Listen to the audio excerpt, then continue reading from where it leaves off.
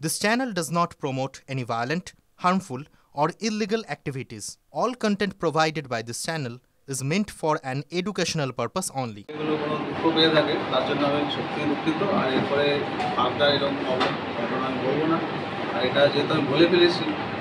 ও খারাপ লেগেছে আর একটা কমিউনিটিতে খারাপ লেগেছে সেরকম কোনো ব্যাপার না। আমার কাছে এই যে পেনটা দেখা যাচ্ছে এটাও কিন্তু এটা কিন্তু এখনও দাগ উঠে গেছে সব জায়গায়। আমি এই পেনটা দিই পেশেন্ট কিন্তু আমার খুব ভালোবাসি।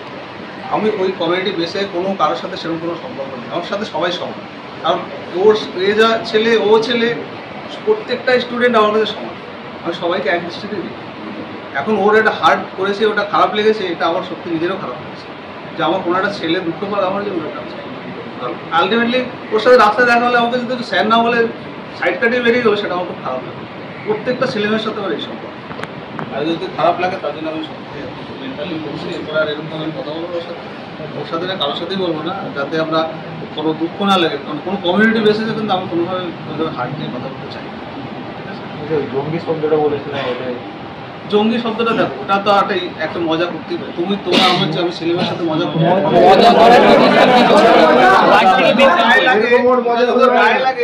আমি দুঃখিত বলছি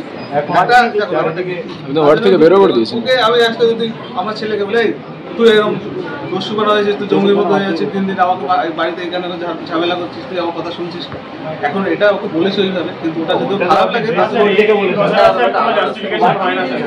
আপনি ওয়ার্ড থেকে বের করে দিয়েছেন বলা হয়ে গেছে। আমি বলছি এরপরে এভাবে কাউকে বলবো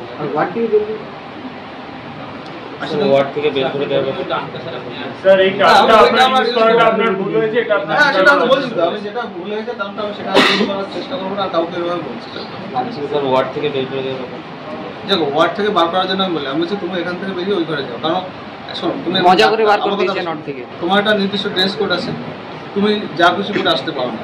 তুমি যদি হাফ প্যান্ট পরে এখন ওয়ার্ড আসো সেটা কি না? ওটা তো আমি বলে দিচ্ছি, ওটা আমি সেমনটা বলে দিচ্ছি। ওটা যেটা ভুল হয়ে গেছে ড্রেস করে কি খারাপ ছিল? ড্রেসটা সেটা খারাপ ছিল যে সে একটা পাজামা পাঞ্জাবি পরেছে। ওকে আমি বলেছি তুমি পাজামা পাঞ্জাবি তুমি এটা শার্ট প্যান্ট পরেছো, কারণ ডাক্তারদের একটা ড্রেস করেছে, প্রত্যেকটা ছেলেমেয়ের ড্রেস করেছে। আমার প্রত্যেকটা পিজিটি যেমন একটা ড্রেস করে, একটা মেডিকেল কলেজে ধরো তুমি একটা ডাক্তার হতে যাচ্ছ, তোমার একটা ড্রেস করেছে। তুমি এখন ধরো যে কোনো জায়গায় তুমি ছুটি করে করতে পারো, তুমি যখন চেম্বার করবে বা তুমি একটা সময় পাঞ্জাবি পরে গেছো।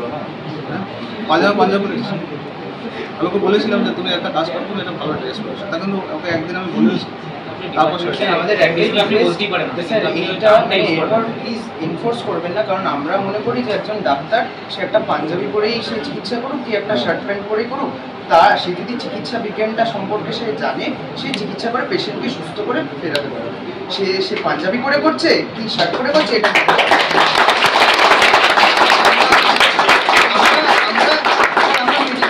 আমরা এটাই শিখেছি। এই এলিট কালচারের বিরুদ্ধেই আমরা বড় হয়েছি এবং এই এলিট কালচারের বিরুদ্ধেই আমরা আগামী দিনেও চলবো।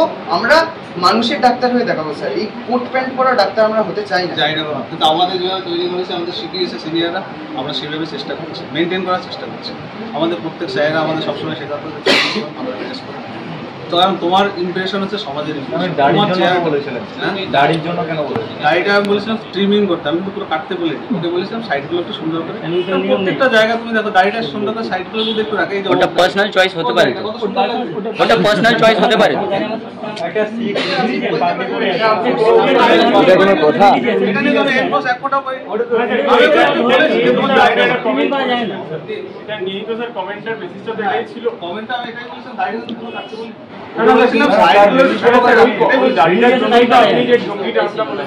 আমি কিন্তু দাড়িটা ওকে কখনোই একদম ছোট করে একদম উড়িয়ে দাও তা বলিনি, কিন্তু আমি বলেছিলাম দাড়িটা সাইডগুলো একটু সুন্দর। আপনি জানেন যে রেখেছে দাড়িটা, আপনার বলা তো উচিত হয় না।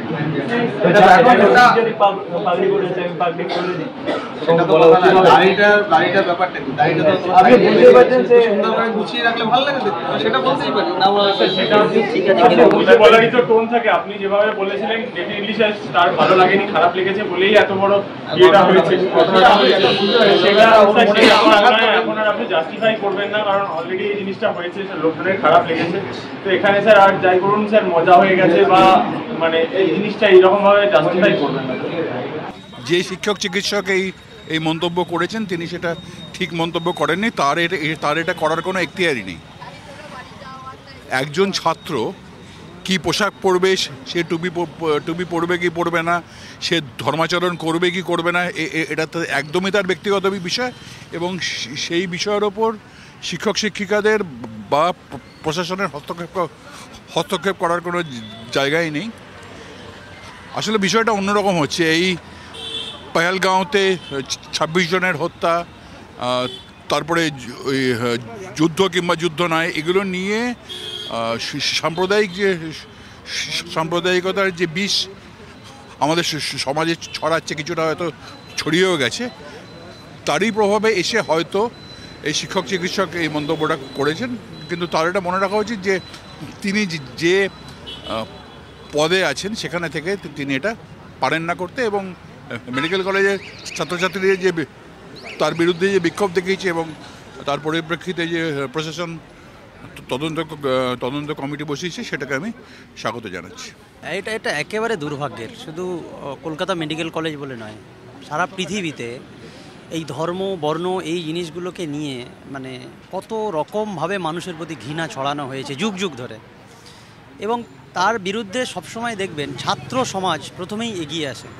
মেডিকেল কলেজের ছাত্র সমাজ যারা এগিয়ে এসেছে তাদেরকে ধন্যবাদ দেওয়া প্রয়োজন খুব, এবং সেই সঙ্গে আপামর সাধারণ জনগণও এই ধরনের মন্তব্যকে কখনো কোনোভাবেই সমর্থন করে না, ভবিষ্যতেও করবে না। কারণ একজন চিকিৎসক যখন চিকিৎসক হয়ে যান, তার কাছে সমস্ত মানুষ ধর্ম বর্ণ নির্বিশেষে সব সমান হয়ে যায়, রোগী এবং ডাক্তার, এই মানে সম্পর্কটাই তার কাছে শুধু থাকে। সেই জায়গা থেকে একজন শিক্ষক চিকিৎসক এরকম বাজে কথা বলা, আমি তো বলবো কঠোরতম শাস্তি দেওয়া উচিত, এবং এটা একটা এক্সাম্পলারি শাস্তি দেওয়া উচিত যে এই ধরনের মন্তব্য ভবিষ্যতে কেউ না করতে পারে। এগুলো এক ধরনের মেন্টালিটি রিফ্লেকশন, যেটা সমাজে অ্যাকচুয়ালি ক্ষতি করে খুব ভিতর থেকে। এই জায়গাগুলো কড়া হাতে রোধ করা উচিত।